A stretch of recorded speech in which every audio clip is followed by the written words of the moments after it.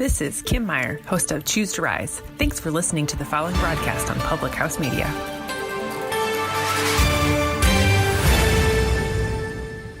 Tiana Vanderhei here, host of the Refined Redhead podcast on Public House Media. Thanks for listening to the following broadcast. Once you're done with this episode, you should definitely come check out my show, the Refined Redhead podcast, where we talk to real people about relevant information in hopes of inspiring you to chase after whatever dreams you've set out to accomplish, persevering through whatever obstacles are in your way. A new show comes out bi-weekly every Tuesday, so don't forget to subscribe on iTunes so you never miss an episode of the Refined Redhead podcast. Thanks again for checking out the following broadcast on Public House Media.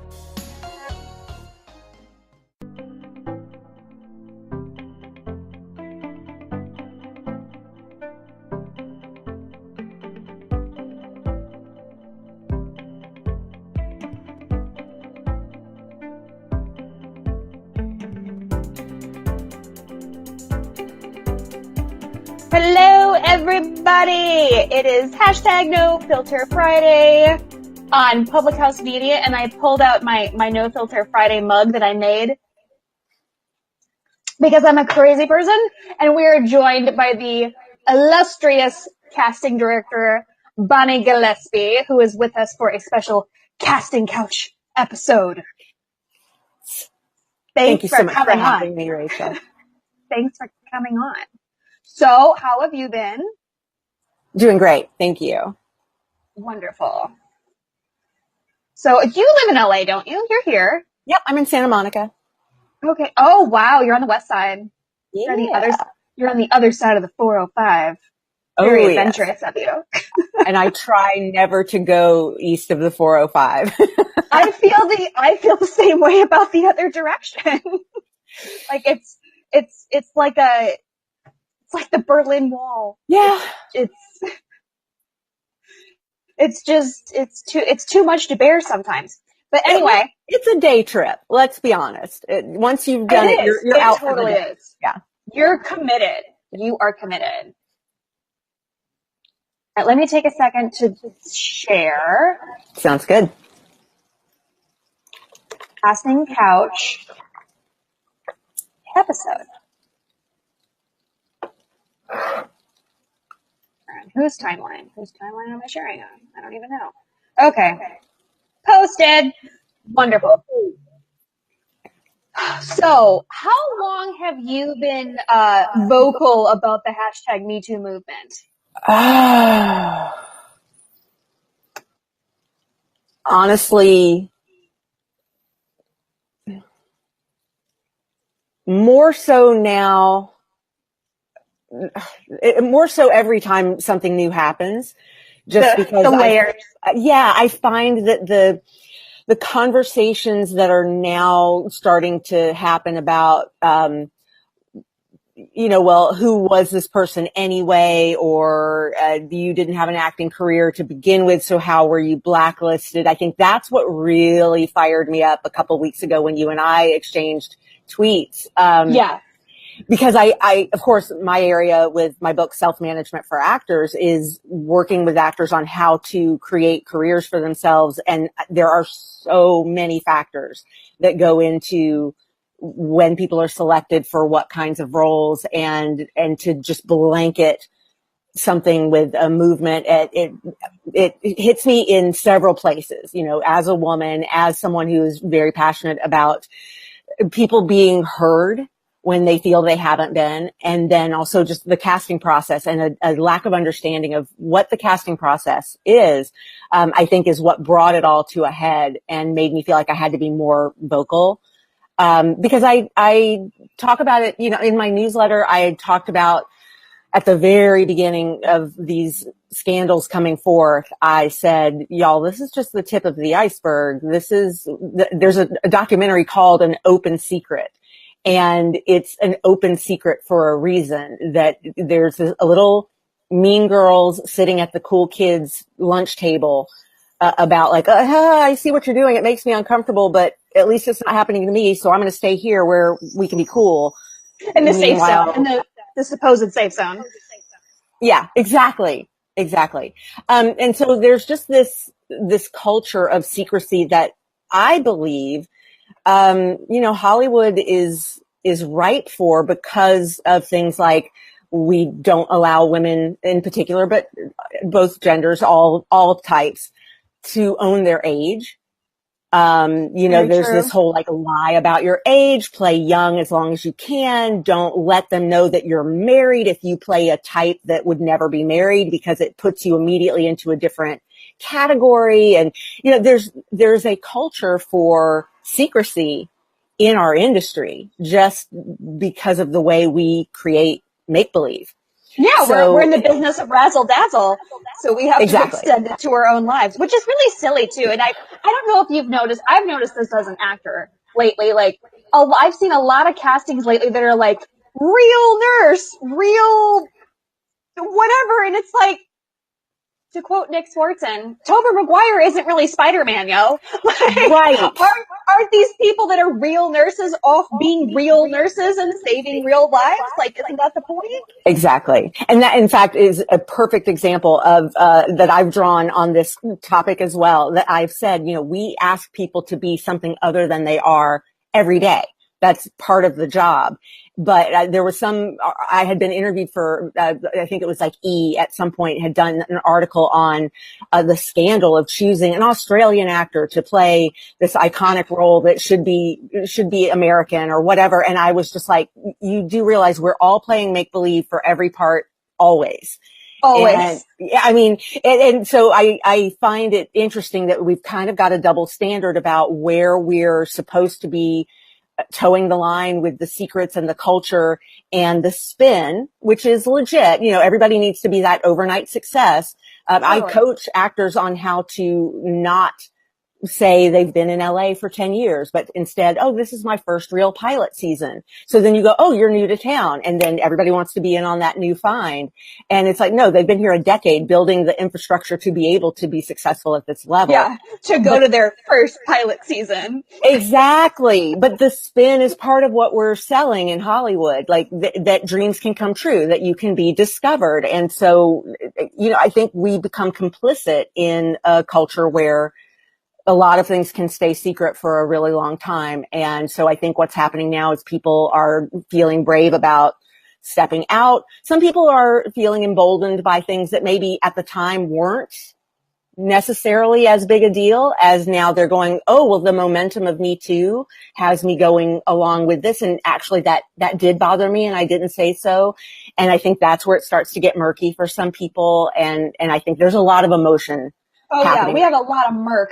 We have a lot of murk going on right now, and it's hard to like separate out who's who and what's what and give everyone equal attention and merit, but then still rein it in and be like, really? and I don't know that we will be able to know exactly where everything lands, except in hindsight, because right now we have to give everybody the benefit of the doubt always. That's true. The people who have the least power in every situation need to be heard right now. And so it's a really interesting time. And historically, I know, it's going to be fascinating to look back on how this, it is. We're living in a historical era, like right now. Yeah. Like, I remember I go to a producer conference twice every year, and one of the guys that's like kind of one of the grand poobahs at this conference came up under Bob Weinstein. So like the news had broken to the world, like everybody in the room already knew, but like watching everybody be like, is this going to be a thing for real from now on? And he's like, I'm just going to sit back over here. Like he just kind of like into the background, which I understand, like it's hard. Not a single piece of this is easy. Like, and that's right. That's to have like especially the way the media is now, like to have like a civil, objective conversation about anything is a tall order. And then when you add sex into it, Lord have mercy. Like it's just, I had written in one of my newsletters, and I cross-posted it at my blog. So anybody who's interested in seeing it, you can go to BonnieGillespie.com and see it. I wrote a piece on all these Hollywood sex scandals, and it was just kind of how can we position ourselves in a place of empowerment and empathy rather than being so quick to attack whatever it is that we're experiencing. And there are a lot of feelings going on right now. And immediately I got pushback for using the word sex. How dare you call it a sex scandal? It is a power play. It has nothing to do with sex, and you re-victimize people. And I was just like, can I win? Can I win? Can I live? Can I live? The hottest of seconds.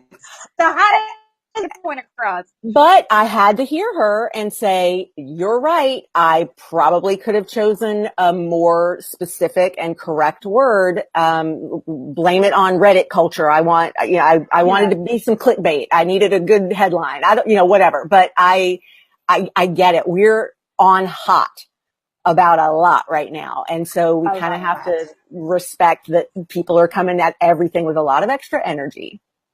Yeah. To put it gently. Yeah, for sure. I mean, but I wanted to talk to you because the days of yore, all casting directors were men. And over the years, that has kind of filtered down for liability purposes, I guess. Actually, historically, casting is one of the only female-dominated professions in the industry and has been. Because the way casting was, the way casting evolved is it was a rebellion of the studio system. And so if you think back to studio system with holding and all the contract players that would be in holding, playing cards and lunching and whatever and waiting to get called up to the soundstage, there was a secretary whose job it was when the call came in from the soundstage to look at the list and send up the next person that fit the criteria for the role. And over time, some bold secretary looked at the list and saw the next name for the whatever type of person they needed and went, no, actually, I think this one who's not next in rotation, but 3 down on the list is a better fit. And that's how casting was born. It was a rebellion that was at the beginning of the end of the studio system. And so it's also why there aren't casting Oscars, because casting was seen as an uprising of hot-headed and bullheaded and stubborn secretaries who wanted to assert their will. Those darn secretaries. Right? Like they couldn't just be trusted to sit down there and follow a damn list. And so Can't you be sharpen a pencil or something? Right? And who is it? Why is it your business to tell me who should be next? And then casting evolved out of that. And so it's actually, I started interviewing casting directors almost 20 years ago for Backstage. And that was how I entered into the casting profession. Was I had interviewed hundreds of casting directors as a journalist. And I remember talking with the people who were the first generation of casting directors. Wow. And this is how I learned, like, oh, the reason it's not a terribly respected field is because everybody believes they did the casting. Also with studio projects, they're usually, the name actors are cast long before casting director is attached sometimes. Yeah. And it was also seen as not a very prestigious role to be the casting director because of the way it evolved. And I think we're seeing that shift. I'm a member of the Television Academy. We give out we give out Emmys for casting. You know, there are awards through various institutions that do reward the art of casting. And so I think it's shifting.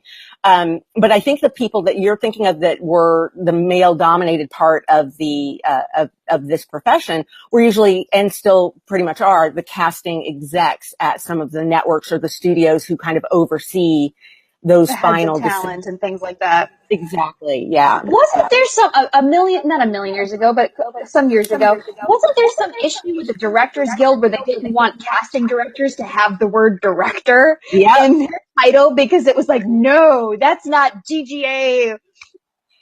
Yeah, I don't know if or whatever. I don't know if DGA specifically got on board, but I know there were a handful of directors who were very outspoken about it. Taylor Hackford is one who famously really downgrades the role of the casting director and will refer to as my casting girl or the casting agent, which is not a thing.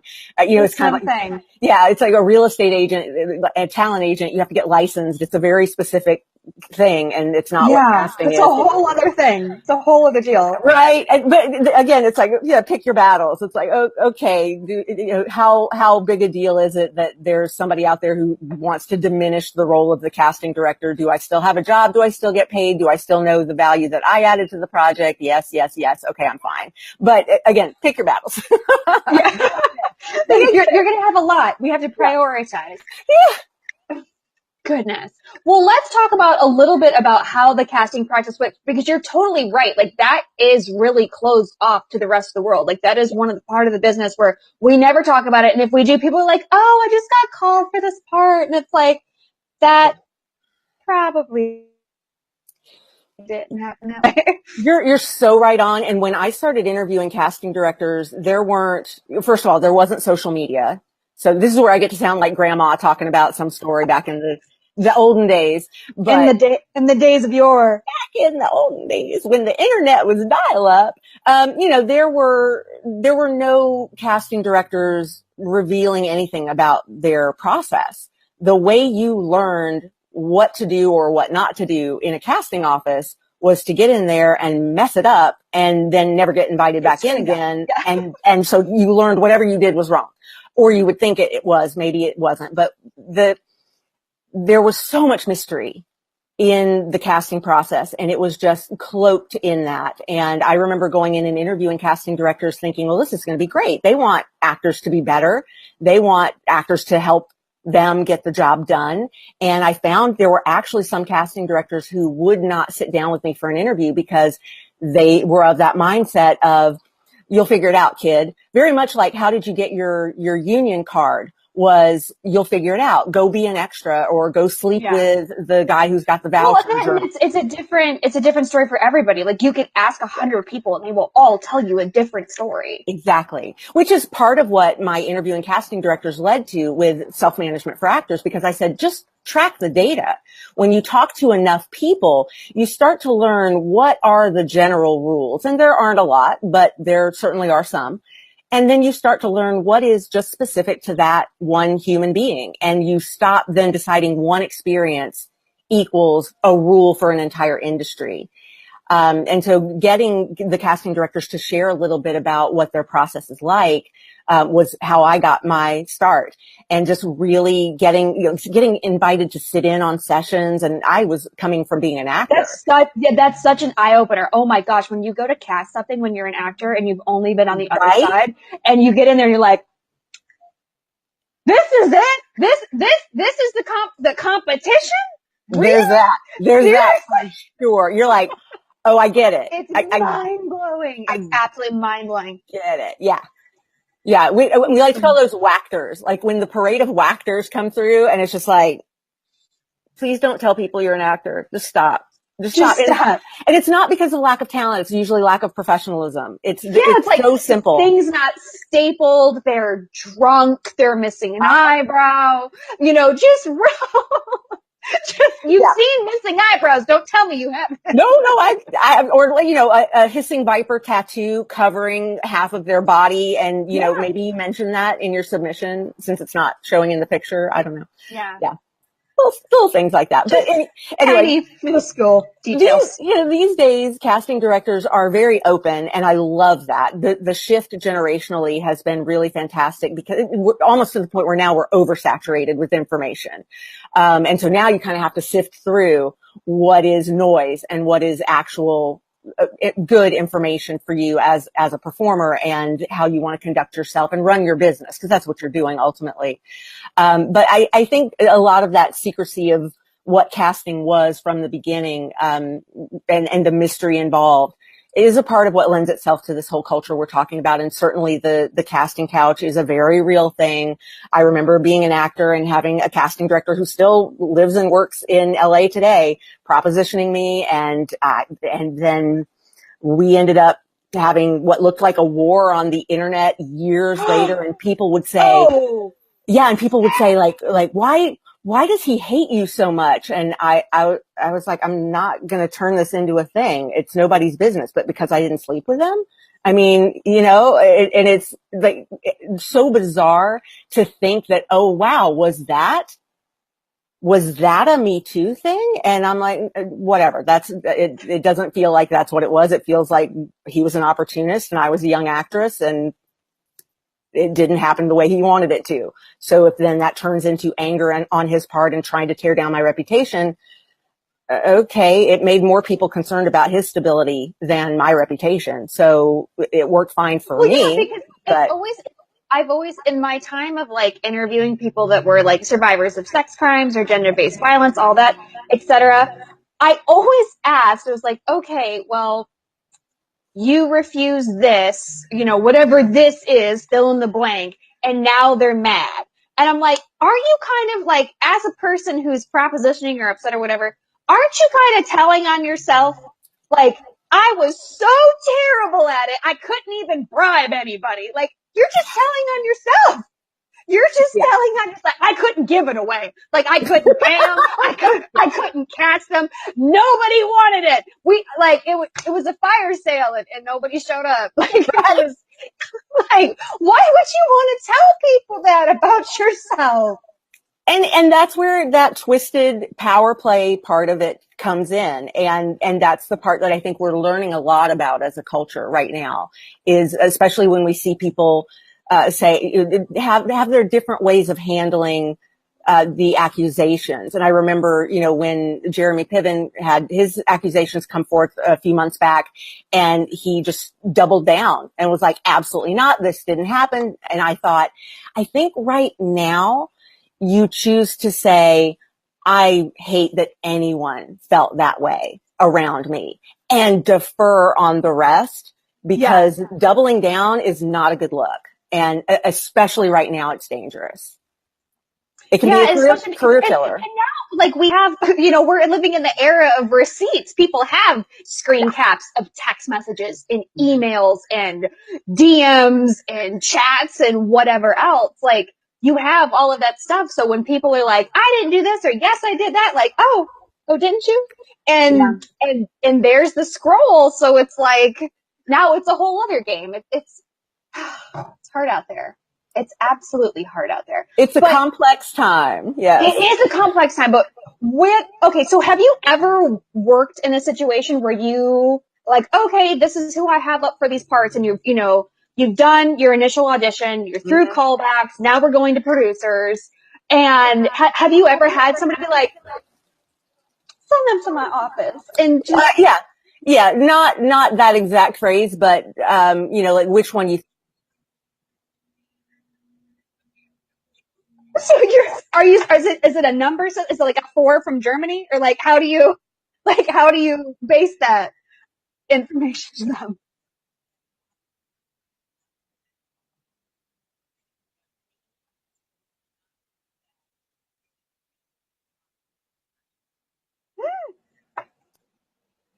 All the reaction can be, you're hilarious. Like, not even going to entertain that as an actual question. And of course, then that person goes on my never again list of somebody to work with. But it's happened. I don't know anything that's ever gone beyond talk. But then you also have to realize we're in some incredibly bizarre situations when we're in the casting room, especially if we're auditioning somebody who's going to be in a love scene. And we have to do something at callbacks called a body check. And I have had body checks where we're looking for everything that we need to know about you physically so that you can be cast. And that's not a typical job interview situation. And it's necessarily intimate it's a requirement of the job that there be intimacy and chemistry, and that you are doing a chemistry test between two actors, and they're really getting it hot for each other because that's part of their job, and they have to make it look real. You need to look real, but like the dynamic of a sex scene on set when you're actually shooting it, it's 40, 50, 60, 200 person crew in on this situation. So if you can't get this done in a room of like 3 to 5 other people, it's going to be hellfire with the full crew. It kills the budget. It kills the timeline for the shoot, all of it. Yeah. And so these are all things that we have to get answered during the audition process. And it's part of why the casting process is something that is always going to be inherently subjective and filled with things that can't be standardized along the lines of like what the law is about job interviews, because it's not a job interview. It's completely different. Yeah, well, I mean, it's it's not called an interview for a reason. I had an audition for Always Sunny in Philadelphia for a sex scene with Danny DeVito. Oh, wow. And Danny DeVito's about a foot shorter than me. Yeah. So, and we had to like figure out all of these things of how we're going to maybe line this up a little bit. Otherwise, I'm going to be like over him, like some sort of like weird Mrs. Robinson kind of a situation. Amazing. But those are the things that you have to figure out. And especially in a comedy setting, they're very silly and they're not normal, like point blank period. It is not normal to be like, well, how are we going to figure out this sex scene with this little nugget, Danny DeVito? Like, how are we going to do this? How is it going to work? How is it going to play in the room? How is it going to play on camera? Is the script supervisor going to pull their hair out and run away? Or how are we going to edit this? Like, it's all of these questions you try to answer ahead of time via casting. Right. And there's only so much we can prepare for. There's only so much that we can use as a predictor for what's going to happen on the set. And of course, that gets into why people notoriously hire the same people again and again. It's why that web of trust is so strong, because once you've got people you can count on, you don't need to expand your reach and find new talent. And people bag on Sandler for that all the time, but all of his people show up for him. Well, I'm like, when's the next David O. Russell movie coming out starring all the same people right at Oscar the same release date. Like, they're just cranking them out. Yeah, they got a machine and it works and we keep giving them Oscars. So, okay, Oscars and money. Exactly. Situation of like this whole casting couch thing. A thing with Harvey. First of all, I've never had a casting couch situation in my life in this town, which is crazy because I went looking for it. Like, I've heard of this. Where is it at? Still couldn't find it. Okay. Still couldn't find. I'm like, anybody? Anyone? No? Now you're telling on yourself. You couldn't give it away. I couldn't give it away. It was like, I've heard this is a thing. Is it? No? It's not a thing? Okay. I'll go home. That's awesome. Like, I heard it was a thing. Like, apparently I was lied to. I don't know. But there's a thing with Harvey. It's like, okay, great, you're cast, you're signed on. Okay, now suck my dick. Yeah. And that's the real power play of it, of like, oh gosh, I'm already into this and everyone's expecting checks. So now what? Do you have any advice on that, or any take on that dynamic, or what to do, or anything? My advice today is very different than it was a year, 2, 5, whatever ago. Like, I've had clients talk to me over the years of like, oh, I've got a meeting with Harvey. And I'm like, great, take a friend. Like, I'm proud of you. Congratulations. Let's prep you for the meeting, but don't go alone.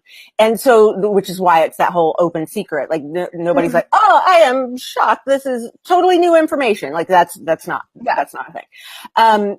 Today, the advice is completely different, because the advice now is, oh, yay. Now you scream. Now you record everything. And of course, it's illegal in the state of California to record without everybody's consent, but that doesn't stop people from doing it. And when there's a crime happening, don't worry about you getting a ticket for having recorded somebody illegally. Go ahead and get it done. And I had a team meeting here at Team Cricket Feet, which is the company that runs all the casting self-management for Actors Empire. And we had a team meeting early on in the whole Me Too stuff. And I said, all right, everybody, live your life as if you are always being recorded. And I think that's a great way to live with integrity anyway. And personally, I just always assume I'm being followed by a camera crew just in life. Cause I was a kid actor. So that's just how I grow up. It's like, oh, that spotlight's for me. Yes. But I said to the entire team, we need to have a sensitivity piece of conversation here. A sensitivity plan. And the fact that we have to have that conversation right now means that everybody is prepared to hear something went down that you need to know about. And so that means something like that happens, you make sure somebody knows about it because they have a protocol in place, especially when we're talking a studio or a publicly traded company like a network. Yeah. There are stockholders. They have protocol in place for how to handle this stuff. What about when you're on an indie and it's just some stupid LLC LegalZoom pop-up?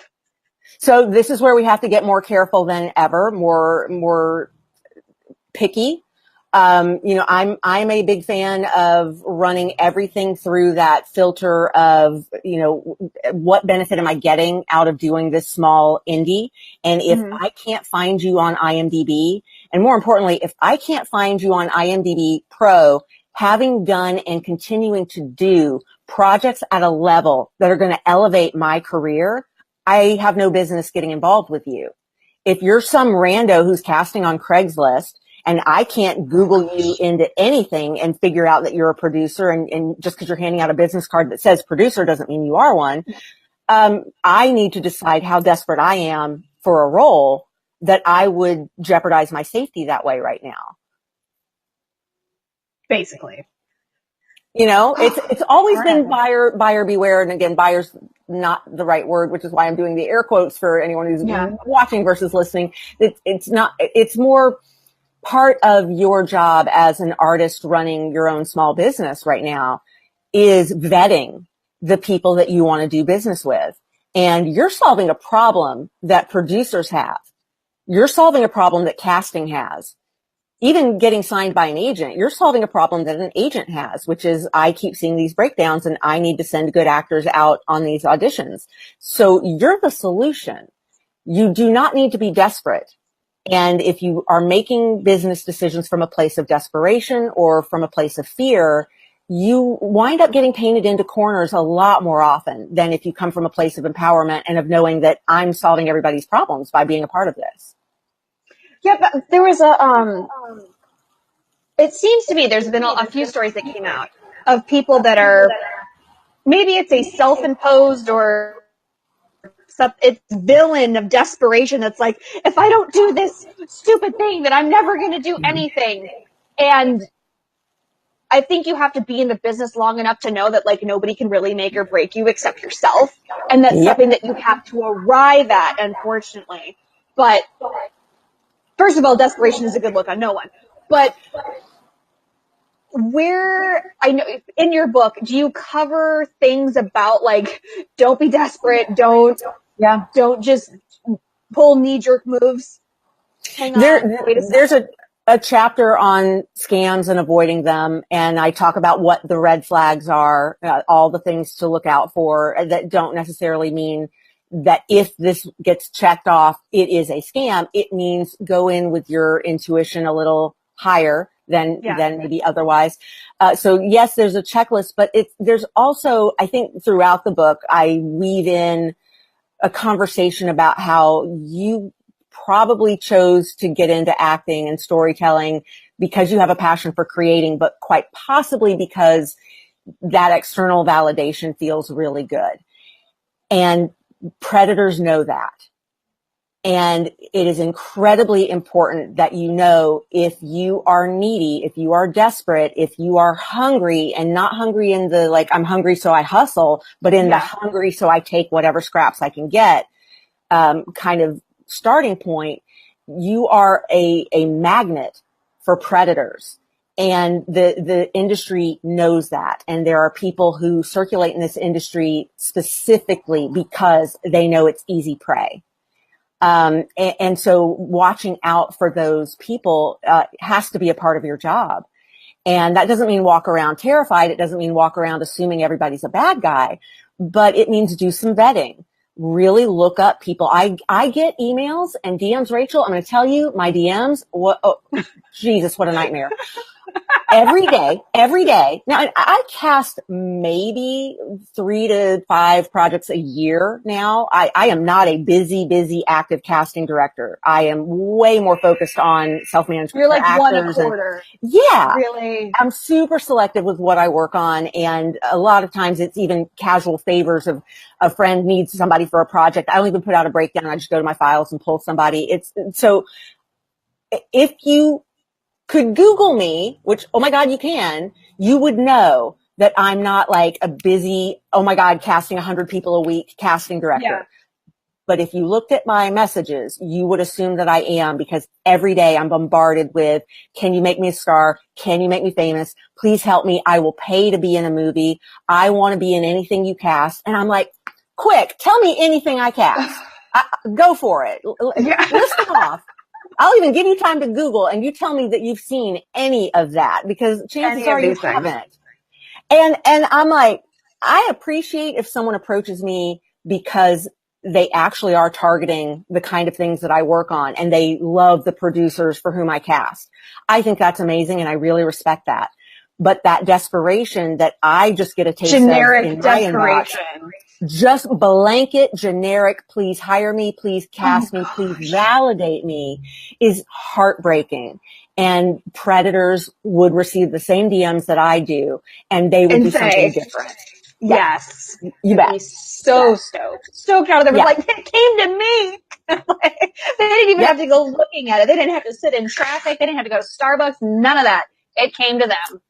Exactly. Oh, you got it. And so heartbreaking. it is heartbreaking, and it's how this type of thing starts to happen. And so the way we combat it is through awareness, through conversations like this. The work that you're doing is really important. And every time someone speaks up, we owe it to them and to anybody else who has been afraid to speak up to listen and just really receive the information that we're getting. And the first time I heard someone that I thought better of accused of something, I heard the accusation and I went, no. And then I went, okay, wait for more data. That's one piece of data. The time is going to pass anyway. Might as well wait for more. I have no reaction until I have multiple pieces of confirmable data.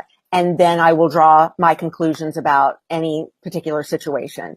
Because until then, it could be, oh my God, myriad reasons that somebody is claiming anything. And that doesn't mean I don't listen. It doesn't mean that I don't trust. It just means I wait to collect more data. Same as I did in interviewing casting directors. I'm like, there's no one rule until I've interviewed everybody. Then we can say, oh, everyone agrees you should look like your headshot. That I found one rule. Yeah. Every casting director agrees you should look like your headshot. I've never met a casting director. It was like, you can just come in any kind of way. Yeah, we don't care if you look like this. This is just a, rough sketch. Yes. It's a general, it's an imagining. Yes. It's a loose reference. Exactly. How horrible. So with trying to pull this apart and move forward, between agents and managers and producers, whether they be studio or indie or somewhere in between, and casting directors, like, what is that relationship going to have to look like? Because I think another missing piece of this conversation to the general public is that film and television production in general is a collaborative process, and it takes everyone to get this done. Like, it's not Jenga. You can't just pull out little things and hope the tower stays. It takes everybody. How can we change the conversation of the teams of people working on these things to A, be alert to a possible predator, and B, dealing with the repercussions? I think first off, we have to be, and the culture right now supports this, we have to be okay taking the risk of saying, I don't want to work with this person anymore because of his behavior, or her behavior. I think that takes us back to that Mean Girls lunch table and I'm laughing uncomfortably while they're making this joke because at least they're not making it about me. That has to stop. I heard a conversation not too long ago where someone was talking about how one actor lost her virginity to another actor, and I had to say, hey, that's not an appropriate conversation. And I felt like such a, like hall monitor for saying that. Totally. Because I was like, oh my God, what a wet blanket am I? But I was like, no, you know what? That's actually not an appropriate conversation for us to have. It's nobody's business. Nope. It's nobody's business. Nope. You want to gossip? Go do it somewhere else, but not on this set. And I think it's taking steps in that direction first and foremost, so that there's not a culture in which secrecy can continue to breed. And then what was the second part of your question? How in the team aspect of like communicating with producers and agents and managers and casting and like the whole package, because people call around when you're in contention for a role or you've been pinned or, people call and say, how was this person on X, Y, and Z? I do it all the time when I'm like, maybe this person, maybe not this person, blah, blah, blah, blah, blah. I ask around and say, absolutely. How were they? I get calls from people who want to cast someone that I had cast whatever years ago. Well, how was she? Was she professional? Whatever, and yes, those conversations have to happen. And I think that we're always really frank in those conversations. And I think we can now be a little more specific. Because before, as I mentioned, if someone had a meeting with Harvey, I would say, oh my God, congratulations. That's so great. Take a friend. And if I was asked to get more specific, I would say, let's just say, take a friend. Today, I would be able to say allegation here, allegation here, allegation here, allegation here. And so I think the favor that the current climate has done for us is that the take a friend, raised eyebrow, like Molly, you're in danger, girl. That conversation is now a little more understood. In ways that maybe it hadn't been previously. And so it's a start. I appreciate that the union is doing things to try and create and codify a policy about how certain things are handled. I think it's a great idea to have a framework. In terms of execution, I don't know how frequently that's going to actually work, because the industry is unlike any other animal. Well, and I think that's a big missing piece of the conversation in total is it's weird. We don't do stuff that any other business does. If you want to talk about at an office, you wouldn't be able to behave like this. Okay, well, at an office, we don't spend 16-hour days together in the woods. So, and half naked. And in an office, I don't have to retry out for a job every few days. Yeah. I have a job. Long time, and I think that whole concept of it's just a completely different culture is something that explains why things got as far as they did. And again, I think we've only scratched the surface. If you do check out the documentary An Open Secret, it specifically deals with pedophilia and the crimes against the child actor.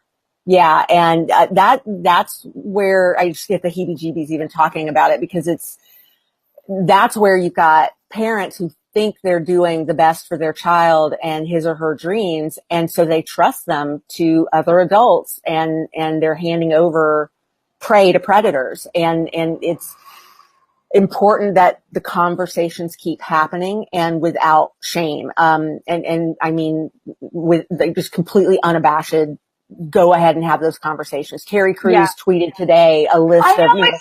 I retweeted it. It was so spectacular. I was like, of course, because yes, he called the cops. Yes, he pushed them away. Yes, he said no. Yes, he told somebody. Yes, he all the things that everybody's like, why didn't you this? Why didn't you that? And I'm like, he is such a role model for this whole experience in so many ways. And I've always been a fan of his, but especially in the unflinching way that he handles this. I think we have a lot of role modeling going on from him that allows us to say there's a way to walk toward this that doesn't have to be all the way Rose McGowan. There are levels of how you want to wear your victimhood, basically, to use a really loaded phrase. Everybody's got a different way of handling it, and every single one of them is valid. Every way that everybody chooses to handle their experience is completely Well, I saw somebody wrote something the other day, we shouldn't begrudge anybody however they handle it, because there's no handbook for this. Like, Right. they don't pass out pamphlets on what to do when you've been assaulted or molested or, any of these varieties of things. And the unfortunately, the situation of it is like, as being like, we have instincts and chemical reactions that go on, and you can't predict them. They're all different for everybody. Some people get the fear freeze, which is a real chemical, physical reaction to things. Some people fight, some people run, some people scream, some people don't. Like, and there's no way to judge that because you weren't there in the moment with them. Like, Exactly. there's just no way to go about that. And then sitting around and arguing about who's who and what's what and what they should have done. Like, well, that's not what happened. So it's not helpful now. Yeah. And that, and again, is something that I think is happening culturally, not just in the Me Too movement, but just politically, where there's a lot of armchair experts, especially on social media. And so it's a great time to be able to speak out about things that have happened to you, but it's also a time when people are more cruel than ever. In reaction to what they're reading and experiencing. And I think it's just because everybody's really turned up right now. And rightfully so. There's a lot of extra energy kind of coursing through. Everybody's so charged up and jacked. No, it's true. Like, I am blessed enough to have the experience in my life that it requires to be like level-headed and objective about things. Like, okay, who's who and what's what, and hang on a second, and not have some sort of emotional attachment to a reaction. That's good. But that's not everybody's thing. And watching people play out, like when somebody like kind of puts their hand up a little bit or like goes screaming for, carrying this torch, like there's a lot of unnecessary pushback. And it's like, hang on a second. Like, if we're actually concerned about a solution and protecting who or justice, whatever, like, gotta slow down and look at the whole scenario and see how it played out. Where do you think that we've had a lot of men come out, and Terry Crews is great because he's a great piece of this because he's a man that's experienced it. But I know that there's female executives at particular studios that pull this kind of nonsense all the time. Do you think that's gonna come out here shortly, or? I don't know how shortly. I think there is still a really big stigma for men who have been put in a submissive role or a victim space. I think the reason Terry Crews to me is such a fantastic role model for anybody of any gender is because he's not treating this as a gender issue. He's treating it as this was a violation of my comfort level, and I should be able to speak that truth. And I love that he is so okay in his himness. Like he's just so solid in who he is that it doesn't define him. And I think that people who may have been, always perceived as stronger, may find it incredibly challenging to come forward. And so it is having someone like Terry out about what's going on or has gone on. The Old Spice guy doesn't get much stronger than that. It's helpful for them to then be able to look to that and say, and he still has a career. So I don't think it's going to be soon, because I think we need to still see evidence that he continues to work. He continues to be famous. He continues to have all the spoils of his celebrity. And then people will start to feel emboldened to speak up against probably women executives who have violated them, because then they will be able to say, okay, I can't then look at the one person who did this and he got blackballed. Like he's completely been thrown out of Hollywood. And right now there's still how much are we going to let him work? And we're testing the water still. I think if I were a victim looking around for, is it safe for me to come out too? I would probably be measuring that sort of thing. Like, are we still victim shaming, or have we tipped all the way over to the other side where there's actually not victim shaming? And, some would say we still have a very, very, very long way to go with that. Yeah. I think if you read the comments section, absolutely. I try not to ever read the comments section because it really makes me sad when I do. It's so horrible in there. It's like the land of no return. Like, you just, it's like, well, this has been lost. The end. Like, there's the point of no return here. But, with going forward in Hollywood, there's a lot of people that say, like, oh, this person's been blacklisted. Oh, that person's been blacklisted. When in fact, that, like, they just kind of fell off, and that's just the way that it is. Trying to make heads or tails of anything, at some point, some of these people are going to fall off, and some of them are going to resurge and whatever. But the dynamic of casting these people that are on this playing field, I guess, of the back and forthness. Where do you see that as a casting director going for people that are, maybe still auditioning, or maybe, getting offers or not getting offers, who are in the spotlight? It's a really good question because, it reminds me of the, getting ages and birthdays taken off IMDb lawsuit. Yeah, for sure. Remember a few years ago? Absolutely. And so the actress was like, I have not been getting roles because my age is on IMDb. And I looked at that and wrote about it then. And so again, this is another thing. If you are curious about it, you can go to my blog and read the articles that I wrote on this. I believe you show people how to cast you, and they're going to find a way to cast you if you're the right one. If you're not the right one, you can point to anything as the reason. And if someone gave you a reason of, oh, well, you're too old for the part, you glommed onto that reason and decided that stopper is now true, and then turned it into a campaign. And I think that there are going to be people who do that with the Me Too movement. They're going to say, I spoke out and then I never worked again. Therefore it was bad for me. And maybe they were uncastable to begin with. And it has nothing to do with having spoken out about anything that happened to them in the light of these sex scandals or power struggles or any of this that's going on. But we can't know because casting is so subjective. And we will almost always go for the easier reason that we don't cast somebody. It's super easy for me to tell you I can't cast you because of your age or your height, things you can't change. Yeah. Because if I say, well, I can't cast you because of your nose, well, then you come to me a month later, you got a nose job. And I'm like, well, Jennifer Grey. Jennifer Grey. Right. And so I think it's a slippery slope to assign motives to anybody's decisions in casting. And because of that, I always tell people, just as soon as you hear a no, stop listening, because the reason you didn't get cast is irrelevant, and it's probably fiction anyway. So you're going to hear the reason you didn't get cast is XYZ, and you can then decide, oh, that's a thing, or you can just go, it wasn't my part, on to the next. There's infinity number of roles casting every day. Go on to the next one. Like, just keep at it. You will line up with the right roles if you have any kind of talent. Well, I think there's,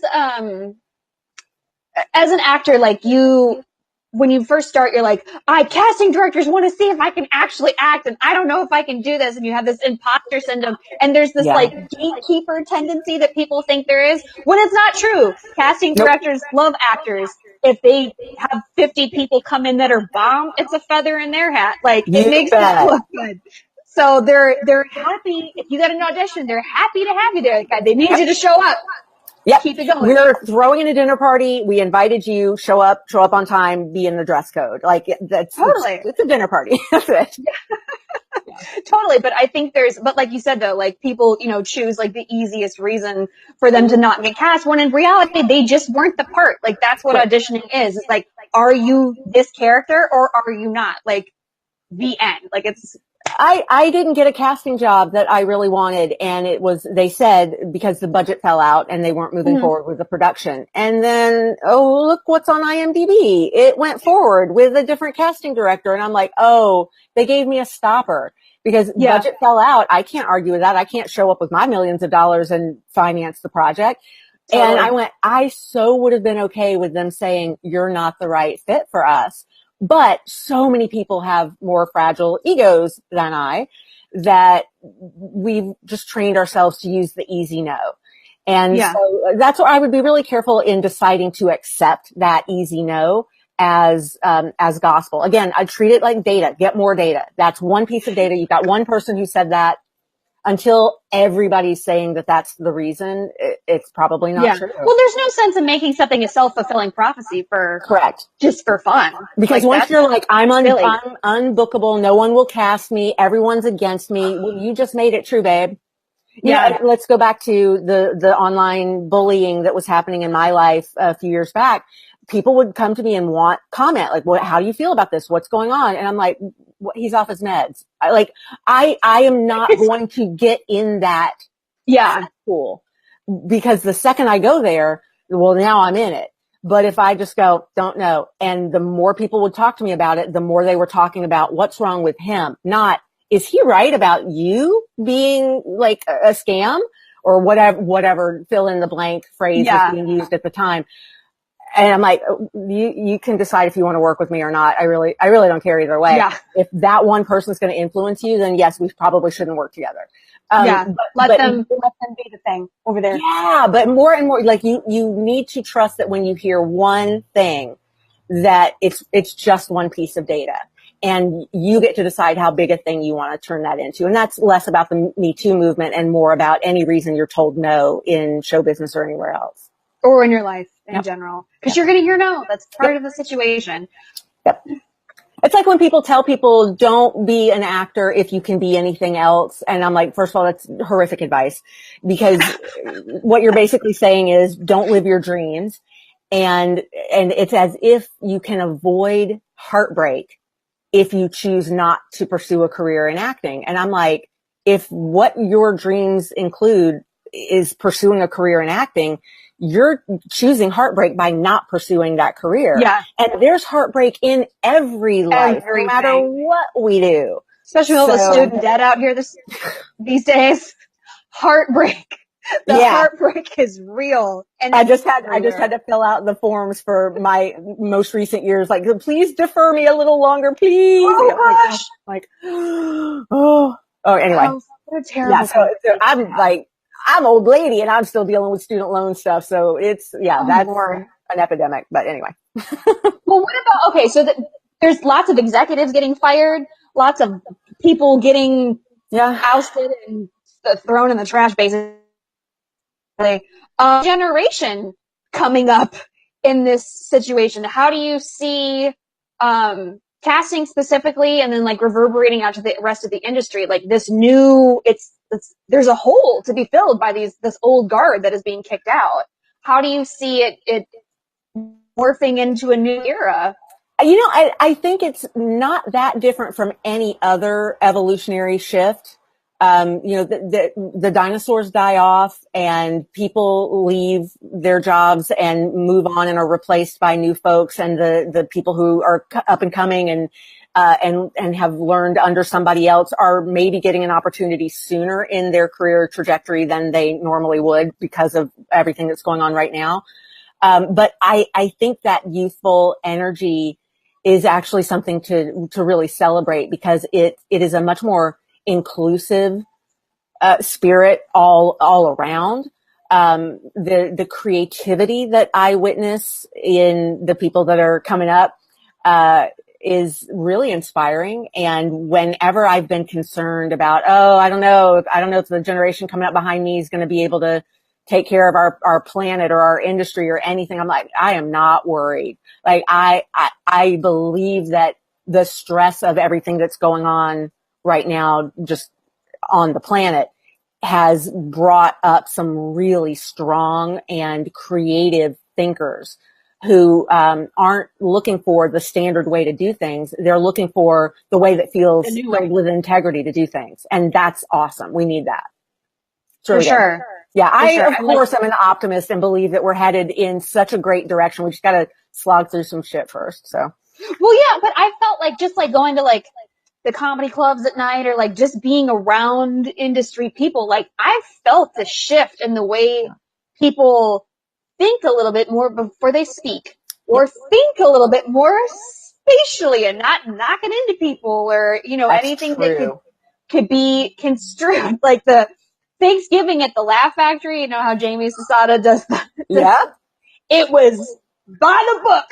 Like, nobody was putting a toe out of line. Like everybody was on the straight and narrow. And it was really interesting to see, because comics are filthy in general, and Thanksgiving Day at the Laugh Factory, those comics are the filthiest. Yeah. So to see everybody like, okay, you know, get it together and not be a crazy person. Like that was interesting to see. Yeah. Yeah. And it proves we all got it in us to step up and be the best versions of ourselves. And it doesn't mean we can't go there into inappropriate behavior, to joking, to crossing lines or getting iffy. Like all of that may still exist, but the fact that we care enough right now to check ourselves is incredibly encouraging. And I don't mean that makes everybody too safe and we don't create art anymore because we're robots. I think we're doing it from a much more caring and sensitive place than ever before. And that's really beautiful. Yeah. Because it never hurts to ask. Right. Double check and then check again. Be Santa. Make your lesson, check it twice. Like I love that. It works for the man in the red suit. It can work for us too. Amen. All right. Well, thank you so much for coming to be a guest with me. Thank you, Rachel. This was so much You're fun. the best. I really appreciate it.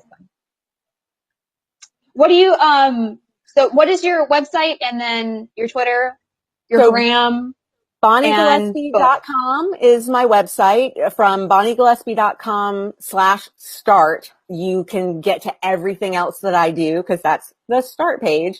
But I'm Bonnie Gillespie on Twitter. I'm Bonnie.Gillespie on Instagram, because somebody grabbed my handle before I got Someone there. took your handle. I have my suspicions that it was somebody that I'd done wrong at some point. But anyway, no, just it's random. It's anyway. But yeah, BonnieGillespie.com has links to, podcast, YouTube channel, Facebook. I've got the Self-Management for Actors Facebook group and just all sorts of goodies. So that would be the place to start. Where you drop the bomb on them. I love it. I love that. It's so adorable. I think when I podcast off hiatus, I may have to use that as a part of our like theme music or something. You're gonna have to get it remixed for yourself. Yeah, and I'll totally give you credit. Yes, of course. Oh, thank you. Thank you. I love remixing songs, Rachel's remixes. All right. Well, thanks everybody for coming to No Filter Friday on Public House Media. You can see the live show on Facebook media page, or you can catch the podcast on Google Play, iTunes, iHeartRadio, Stitcher. There's a couple other places, but those are the three main ones. So thanks for coming by. See you later.